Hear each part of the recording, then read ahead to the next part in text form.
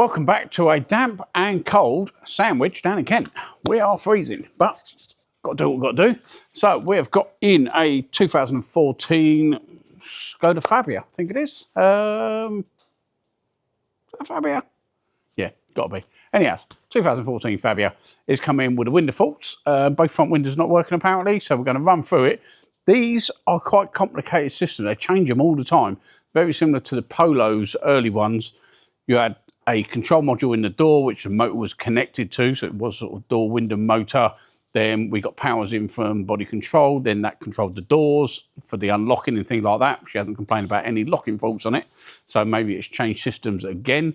And also, quite often, the body control would turn the driver's door on. If the driver's door module didn't turn on, it wouldn't power up the passenger side one, because that would be LIN in between the two, a LIN bus, to tell that one to turn on. So if the driver's one went down, it wouldn't work on the passenger side either. So we've got to run through it, check the customer complaint, make sure both of them aren't working, and then we'll sort of go from there. So let's have a quick look at the car, and then we'll get a diagram up, find out which way we're going to test it, go from there.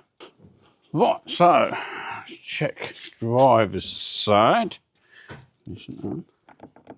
Okay, that is dead, and she is right. Passenger side's not working, but let's just check. So if it's that one goes down, it can knock this one out. We want to start on the driver's side first, really. Oh.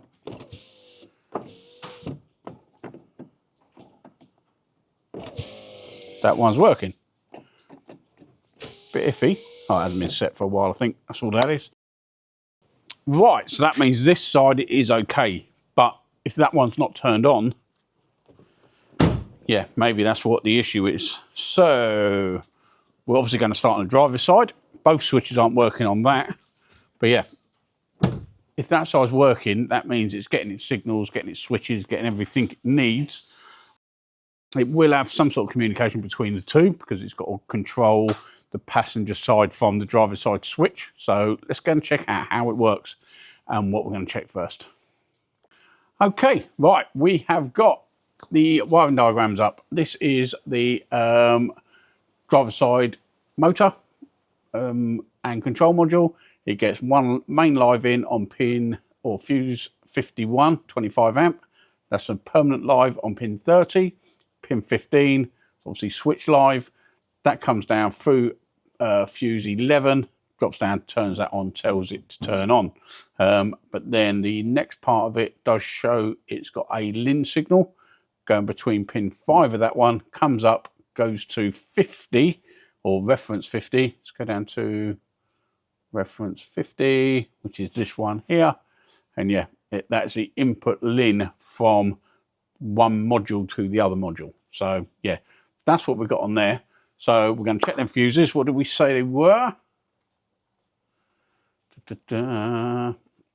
51. We know the passenger side is working, so 52 is going to be okay. 51 and 11, and we'll see what they're doing and then decide what we're going to do. Right, let's get power probe set up. So yeah, I'll say that hopefully this is just a basic motor with a couple of inputs into it.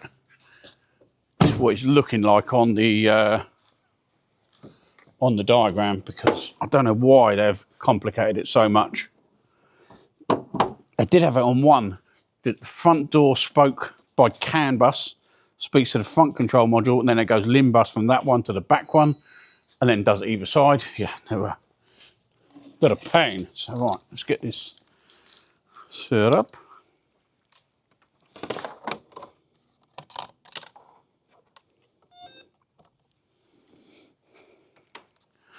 Trusty old power probe. Can't beat them. Right. Can we see which way to go?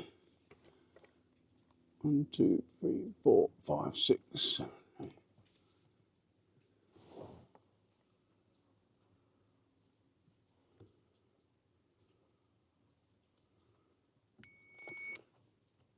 Okay. So there's our switch live. That one's working fine. Both sides of the fuse is okay. And then 51, right. And these are the 225 amps for either side. And they should be permanent live as well. Yes. Ah. So, not a blown fuse.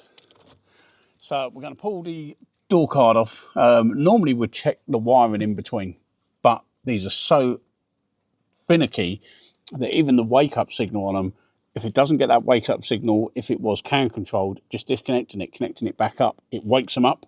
So we're going to go to the door motor first before we strip that wiring out and see what's going on there. Most cars I'd go there first, but not these because they're a pain. But right, let's get that door card off, and then yeah, we'll see if what voltages we've got here match what voltages we've got there. Right, got the screws out of it. Hate door cards.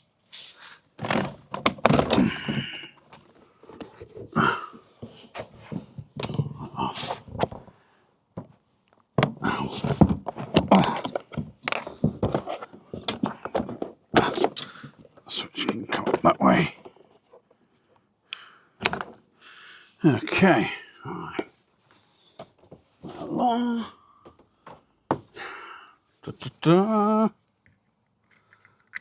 Right. Basic motor. Right, let's just quickly show you this. A basic couple of lives in. Some of them used to have 4 plugs on them. They were just crazy. Right, so yeah, just basic motor. So this switch is plugged in now. Motor, couple of powers. So have we got our main lives, earths, and switch live. Right. So we've got our live, got an earth to the brown. That red and white is the one that comes from that 25 amp over there.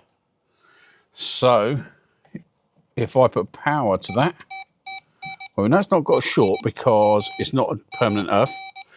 And if it would have had a short, it would have blown that fuse. So I am going to power that up, see if it works. If that's right, we're going to have a break in there. And as we all know, whichever way you go, it's going to be the other end, isn't it? Powering that up.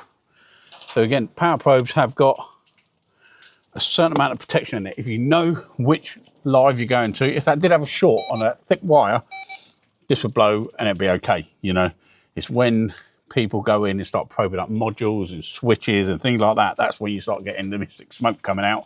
So, yeah, you've got to know what you're doing with these. Okay. Oh, this is not on. Right, 2 seconds.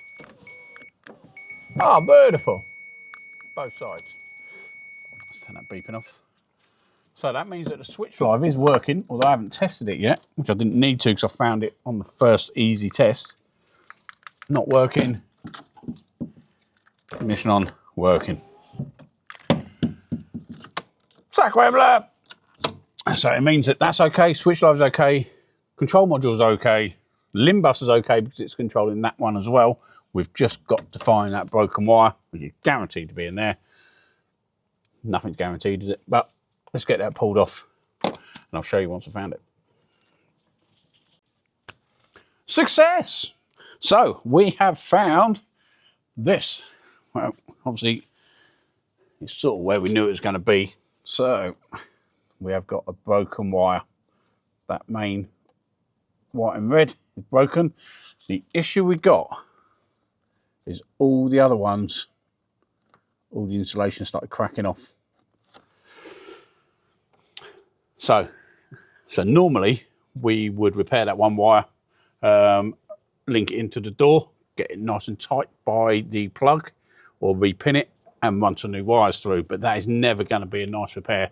We might do a temporary repair on that one wire, insulate the other bits up, then it's the customer's got a result out of what we've done, and then we'll quote for a new loom. But yeah, I think that's going to be the only way, is another loom now. So yeah, if it weren't so badly damaged, we'd probably get on with it. So yeah, I'm going to speak to the customer, let them know what they said. So we're just spoken to the customer.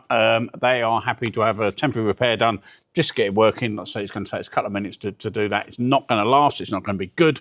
We don't normally do that type of non-permanent repair. But while I'm in there, it gets them working until we can get it back in and get it sort of renewed for them. So there we go, another one done. Nice, quick, easy, and that's again what we're sort of going for. Sometimes the video is going to be a couple of things long, you know, a couple of episodes long. Some of them are going to be quick and easy like this one, but it does mean that you'll be seeing multiple videos each week instead of just one long one on a Saturday night. Yeah, let's see what we can do. So thanks so much for watching.